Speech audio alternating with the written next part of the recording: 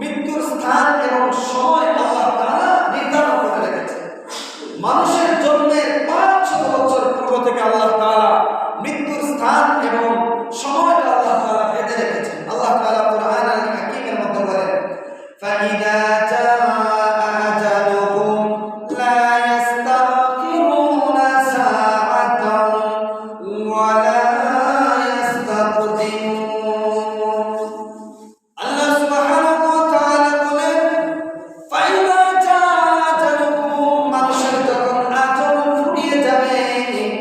নির্ধারিত টাইম চলে আসবে, লা ইস্তাগফিরুনা সাআ, কেউ এক সেকেন্ড বিলম্ব করতে পারবে না, ওয়ালা ইস্তাকদিমুন, আর কেউ এক সেকেন্ড অগ্রে নিতে পারবে না, মানে আগিয়ে আনতে পারবে না মৃত্যুটা। আল্লাহ রাব্বুল আলামিন ওই বান্দার জন্য যে আজল নির্ধারণ করে রেখেছেন, ঠিক সেই সময়ে মৃত্যু তার দরজায় এসে কড়াঘাত করবে। এই জন্য ভাই, বিদেশের মাটিতে দেখবেন, বিদেশের মাটিতে কেউ যায় না মৃত্যুবরণ করার জন্য, কিন্তু দেখবেন বিদেশের মাটি থেকে লাশ হয়ে অনেক মানুষ আবার এই বাংলাদেশের মধ্যে ফিরে কিনা। হ্যাঁ, কদিন পূর্বে আমার মসজিদ সাহেবের এক বন্ধু এত জিহাদ মুজাহাদা করে ইউরোপে গেল। ওই লোকটা ইউরোপে যাওয়ার পরে মাত্র কিছুদিন থাকতে না থাকতে এই ঋণের বোঝাগুলো কাটিয়ে উঠতে না উঠতে আবার সে বাক্সবন্দী হয়ে বাংলাদেশে ফিরে আসলো। সে মৃত্যুর জন্য বিদেশের মাটিতে গিয়েছিল, জানাই, কিন্তু আল্লাহ তাআলা যে তার মৃত্যু ওই বিদেশের মাটিতে লিখে রেখেছেন, এই জন্য ওইখানেই তাকে, ওই মাটি তাকে আকর্ষণ করে নিয়ে গেছে। এই জন্য ভাই, যে স্থান আল্লাহ তাআলা নির্ধারণ করে রেখেছেন এবং যে সময় নির্ধারণ করে রেখেছেন, ঠিক সেই সময়ে সেই স্থানে মৃত্যু চলে আসবে, আমরা কেউ ফিরাতে পারবো না। এই জন্য মৃত্যুর জন্য সব সময় প্রস্তুত থাকার জন্য আল্লাহ তাআলা জীবনের পূর্বে মৃত্যুটাকে নিয়ে আসবেন। ও ভাই, আপনাদেরকে একটা ঘটনা বলি। হযরত সুলাইমান আলাইহিস সালাতু ওয়াস সালাম আল্লাহর জলিলুল কদর এক পয়গম্বর, তিনার রাজ পরিষদের একজন মন্ত্রী ছিল, বয়স্ক মন্ত্রী। যে মন্ত্রী তার বাবার মন্ত্রী পরিষদের সদস্য ছিল। সুলাইমান আলাইহিস সালাতু ওয়াস সালামের বাবার নাম কি কেউ বলতে পারবে? হযরত ইব্রাহিম। হ্যাঁ, সুলাইমান আলাইহিস সালামের বাবার নাম দাউদ আলাইহিস সালাম। হযরত দাউদ আলাইহিস সালাতু ওয়াস সালাম, আল্লাহ তাআলা দাউদ আলাইহিস সালাতু ওয়াস সালামকে মুলকিয়ত ক্ষমতা দিয়েছিলেন। তো দাউদ আলাইহিস সালাতু ওয়াস সালামের মন্ত্রী পরিষদের মধ্যে একটা লোক ছিল, যেটা পরবর্তীতে তার পুত্র হযরত সুলাইমান আলাইহিস সালাতু ওয়াস সালামের মন্ত্রী পরিষদের মধ্যে ছিল। ওই বৃদ্ধ মন্ত্রী, এই মন্ত্রী একদিন সকালবেলা হযরত সুলাইমান আলাইহিস সালাতু ওয়াস সালামের দরবারে হাজির হলো কোনো এক কারণে। এমনিতেই সুলাইমান আলাইহিস সালাতু ওয়াস সালামের কাছে সন্নিকটেই আল্লাহর জলিলুল কদর মালায়েকা বসা ছিল, মানে হযরত আজরাইল আলাইহিস সালাতু ওয়াস সালাম কোন এক কারণে সুলাইমান আলাইহিস সালাতু ওয়াস সালামের কাছে এসেছিল। ওই আজরাইল আলাইহিস সালাতু ওয়াস সালাম ওই মন্ত্রীকে দেখলেন, দেখার সাথে সাথে ওই মন্ত্রীর দিকে একটু বিস্ময়তার সাথে আশ্চর্যান্বিত হয়ে তাকালেন, মানে চোখ দুটো একটু বড় বড় করে ওই লোকটাকে দেখে তিনি ওই লোকটার দিকে তাকালেন। ওই লোকটার দিকে তাকালেন। ওই লোকটার দিকে তাকানোর পরে হযরত আজরাইল আলাইহিস সালাতু ওয়াস সালাম চলে গেল। এবার ওই মন্ত্রী হযরত সুলাইমান আলাইহিস সালাতু ওয়াস সালামকে জিজ্ঞেস করে, ও আল্লাহর পয়গম্বর সুলাইমান, আপনার কাছে একটু পূর্বে যে লোকটা বসেছিল সে কে? এবার সুলাইমান আলাইহিস সালাতু ওয়াস সালাম জবাব দেয়, আমার মন্ত্রী এই লোক, ইনি কোন পৃথিবীর মানুষ নন, ইনি হলেন আল্লাহর জলিলুল কদর এক মালায়েকা, মানে হযরত আজরাইল আলাইহিস সালাতু ওয়াস সালাম। এই লোকটা যে মাত্র শুনলো ইনি আজরাইল আলাইহিস সালাম, ইনি বুঝি মালাকুল মউত, ইনার আন্ডারে বুঝি অসংখ্য অগণিত ফেরেশতারা কাজ করে, মালাকুল মউত মৃত্যুর ফেরেশতা। এই কথাটা শোনার সাথে সাথে এই লোকটার 56 ভাই মেরে এই লোকের বুকের ভেতরে 56 দূর দূর করে উঠলো, আরে আজরাইল আমার দিকে এইভাবে তাকালো কেন, যেন আমাকে দেখে আজরাইল উল্টো ভয় পেয়ে গেল। এবার ওই লোকটা বলে, আল্লাহ পয়গম্বর, আজরাইল আমার দিকে এতটা বিস্ময়তার সাথে তাকালো কেন? আমার ভয় হচ্ছে না জানি আজরাইল মালাকুল মউত কখন আমার সাথে সাক্ষাতের জন্য চলে আসে। এই জন্য সুলাইমান আল্লাহর পয়গম্বর, আপনাকে তো আল্লাহ তাআলা মুলকিয়াত রাজত্ব দিয়েছে। হযরত সুলাইমান আলাইহিস সালাতু ওয়াস সালামকে আল্লাহ তাআলা যে পর্যন্ত ক্ষমতা দিয়েছিল, ওই ক্ষমতা আর কাউকে আল্লাহ তাআলা দেয় নাই। হযরত সুলাইমান আলাইহিস সালাতু ওয়াস সালামের নিয়ন্ত্রণ পঙ্কিগুলোর উপর ছিল, বাতাসের উপর ছিল, এমনকি চতুষ্পর জন্তুর উপর হযরত সুলাইমান আলাইহিস সালাতু ওয়াস সালামের নিয়ন্ত্রণ ছিল। এই পর্যন্ত ক্ষমতা আল্লাহ তাআলা তার পয়গম্বর সুলাইমানকে দিয়েছিলেন।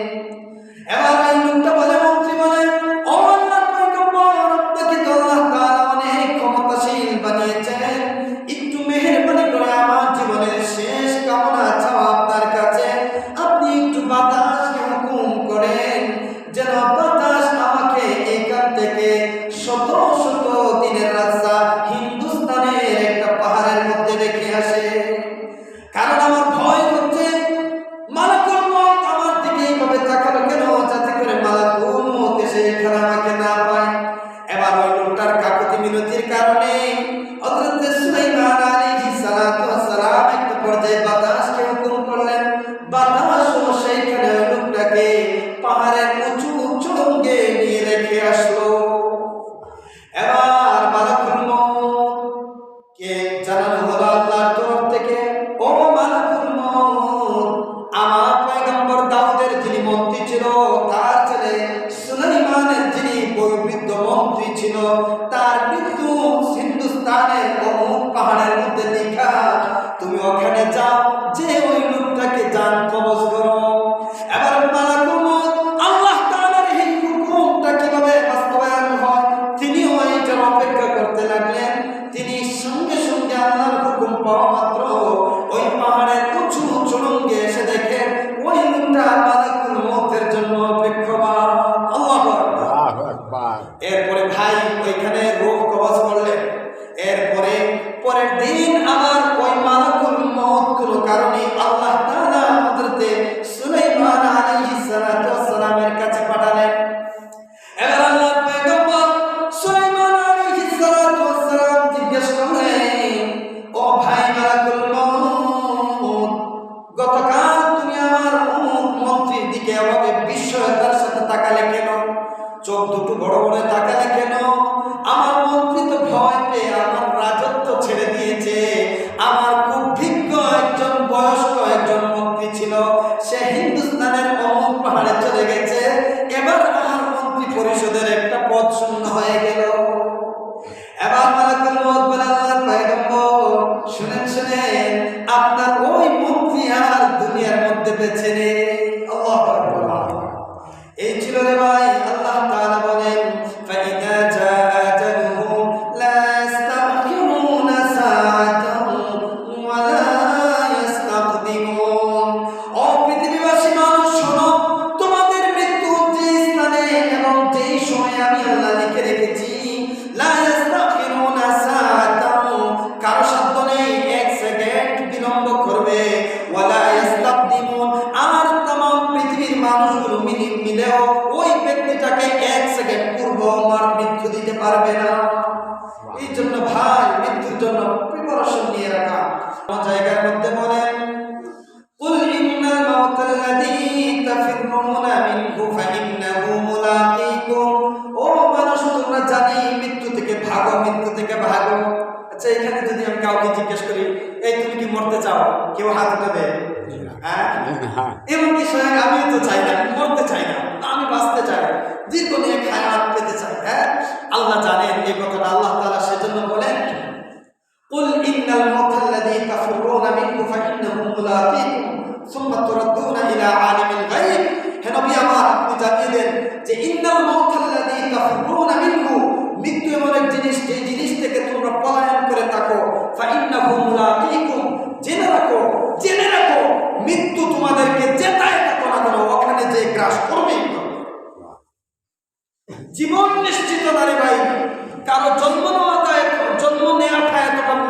না, যতটা নিশ্চিত বিষয় হচ্ছে মৃত্যুবরণ করা। এই জন্য ভাই, তুমি যেই হও না কেন, যেই জায়গায় যাও না কেন, মৃত্যু যদি তোমার আগুন যদি ফুরিয়ে যায়, আল্লাহ তাআলা বলেন সেটাই যে আল্লাহর কথা, মৃত্যু তোমাকে যে মুলাকাত করবেই করবে, সাক্ষাৎ করবেই করবে। قل إن الموت الذي تفرون فإنه ملاقيكم ثم تردون إلى عالم الغيب। মৃত্যু তোমাদেরকে তোমরা যেথায় পালে বেড়াও না কেন সেখানে যে তোমাদের সাক্ষাৎ করবে এবং তোমাদেরকে ফিরিয়ে দিবে অদৃশ্য জগতের দিকে, মানে আল্লাহর দিকে ফিরিয়ে দিবে। এরপরে আল্লাহ তাআলা কোরআনে মৃত্যু নিয়ে আরেক জায়গায় বলেন, আইনামা তাকুনু ইউদরিকুমুল মাউত ওয়ালা কুনতুম ফি বুরুজিন মুশাইয়াদা। আল্লাহ রাব্বুল আলামিন বলেন, আইনামা তাকুনু ইউদরিকুমুল মাউত ওয়ালা কুনতুম ফি বুরুজিন মুশাইয়াদা। যদি তোমরা সুদীর্ঘ দুর্গের ভিতরে তোমরা আশ্রয় নেও, গ্লাস দিয়ে একটা ঘর বানিয়ে যেখানে পৃথিবীর হাওয়া বাতাস ঢুকতে পারে না, পৃথিবীর কোনো খবরাখবর ঢুকতে পারে না, এইরকম একটা ঘর বানিয়ে ওইখানে তোমরা আশ্রয় নেও, জেনে রেখো ওইখানেও যে মৃত্যু তোমাদের সাক্ষাৎ করবে। আইনামা তাকুনু ইউদরিকুমুল মাউত ওয়ালাউ কুনতুম ফি বুরুজিন মুশাইয়াদা। এই জন্য ভাই, বুদ্ধিমানের কাজ তো হলো এই মৃত্যুর জন্য সব সময় প্রস্তুত থাকা। আমি এইখানে মিম্বরে বসে আপনাদেরকে সাক্ষী রেখে আল্লাহকে সাক্ষী রাখতে চাই যে আমি মৃত্যুবরণ এখনই করতে চাই, যদি তোমার সত্য হচ্ছে, যদি আমি আমার রব আমাকে এইটা নিশ্চিত করবেন যে আমি তোমার উপর সন্তুষ্ট। কারণ মুমিনের জীবনের টার্গেট তো এটা, মুমিন সন্তোষভাজন হয়ে ফিরতে চায়। অবশ্যই ভাই, ভালো আমল করো আর খারাপ আমল করো, আল্লাহর দিকে ফিরে যেতে হবে। কেউ থাকবে না, নমরুদ থাকেনি, ফেরাউন থাকেনি, কারুন থাকেনি, কেউ থাকবে না, কোনো জালেম থাকবে না, কোনো অপকর্মকারী কেউ থাকবে না, আবার কোনো সৎ কর্ম সম্পাদনকারীও থাকবে না। সবাইকে চলে যেতে হবে, সবাইকে পরকালে যে আল্লাহর সামনে হাজিরি দিতে হবে। নয়তো এই দুনিয়াটা একটা ঝোঁক, একটা ফানি, একটা খেলতামাশার মতো হয়ে যেত। যদি আল্লাহর সামনে দাঁড়াতে না লাগতো, ওইখানে বিচার সম্পাদন না হতো, ওইখানে যে হিসাব নিকাশের কোনো বিষয় না থাকতো, তাহলে এই দুনিয়াটারই কোনো মান হতো না। এই জন্য ভাই, বাবাজি আমার, আপনি যে বাড়িতে আছেন ওই বাড়িটা 50 বছর 25 বছর পূর্বে 50 বছর পূর্বেও আপনি মালিক ছিলেন না। আল্লাহর শপথকে বলতে পারি, আবার আরো 50 বছর না, আরো 30-40 বছরের ব্যবধানে ওই বাড়িটার মালিক আপনি থাকবেন না। এই মূল্যবান, মহামূল্যবান জীবনটা ব্যয় করে ফেলতেছেন তো এই জন্য যে একটা বাড়ি আর কটা ফার্নিচার আর একটা ভালো খাট আর টাইলস লাগালেন, কয়েকটা বেডরুম, এই অল্প জিনিসের সামানার পিছনে এই মহামূল্যবান জীবনটা আপনি ব্যয় করতেছেন, এত লম্বা হায়াত ব্যয় করতেছেন। এই জন্য ভাই সাবধান। আল্লাহ তাআলা বলেন, তার হাবিবের জবান মুবারক দ্বারা আল্লাহ তাআলা উচ্চারণ করিয়েছেন যে লা তাযালু কদমা আবদি ফি ইয়াউমিল কিয়ামা হাত্তা ইউসআলু আন আরবা। কোন বান্দা কিয়ামতের দিন পা নাড়াতে পারবে না যতক্ষণ না 4টা প্রশ্নের জবাব দিয়েছে। এর মধ্যে একটা আমরিহি ফিমা আফনা, তার জীবন কোন পথে ব্যয় করেছে। এই যে আল্লাহ তাআলা একটা জীবন দিয়েছে, এই জীবনটা এই ক্ষণস্থায়ী দুনিয়ার মধ্যে রেখে যাওয়ার জন্য এই জীবনটা আল্লাহ তাআলা দেননি, এই জীবনটা নিয়ে যাওয়ার জন্য দিয়েছেন। এই জীবনের বিনিময়ে এমন কিছু কামান, এমন কিছু অর্জন করেন যেটা সাথে নিয়ে যেতে পারেন। এই কথাটাই 2 দিন আগে আমাদের বুজুর্গ আলেম বরুণার পীর সাহেব হুজুর এই কথাটাই আপনাদেরকে বুঝাইতে চেয়েছেন। অমিনান নাসি মাইয়াশতারি নাফসাহু ইবতিগা মারদাতিল্লাহ, এই আয়াতটাই পড়েছিলেন যে লোকদের মধ্যে এমন কিছু লোক আছে যারা তাদের জীবনের বিনিময়ে এমন ব্যবসা করে যেই ব্যবসায় তারা লাভবান হয়। স্বয়ং নবীজি মুখ দিয়ে বলেন, রাবিহাত, ও আমার সুহাইলে রুমি, তুমি ব্যবসায় লাভবান হয়েছো। এই কথাটাই আপনাদের কি বুঝাইতে চেয়েছে। আলেমদের এই তো চেঁচামেচি আর এত চিল্লাপাল্লা, এই কথাটাই আপনাদের মগজের মধ্যে ঢুকাইতে চায়। যে মহামূল্যবান হায়াত দিয়ে এই দুনিয়ার একটা বাড়ি আর একটা ফ্লট আর একটা গাড়ি আর কিছু মুখরোচক খাবারের জন্য এই জীবনটা ব্যয় করা যাবে না। এই জীবন পরকালের অনন্ত অসীম সময়ের জন্য, এই জীবনের বদলা কিছু অর্জন করার জন্যই আল্লাহ দিয়েছে। এই কথাটাই আমি বুঝাইতে চাই। হয়তো আমার ইলম নেই, আমল নেই, আপনাদেরকে আমি বুঝাইতে পারতেছি না। আমার মুখ্য উদ্দেশ্য এই মৃত্যু নিয়ে আলোচনা করার উদ্দেশ্যই এটা যে আল্লাহ তাআলা আমাদেরকে হায়াত দিয়েছেন, আমাকে হায়াত দিয়েছেন, মহামূল্যবান হায়াত, পরকালের একটু পুঁজি গ্রহণ করার জন্য, হায়াতের বিনিময়ে পরকালের পুঁজি গ্রহণ করার জন্য। ওই যে বরুণার পীর সাহেব হুজুর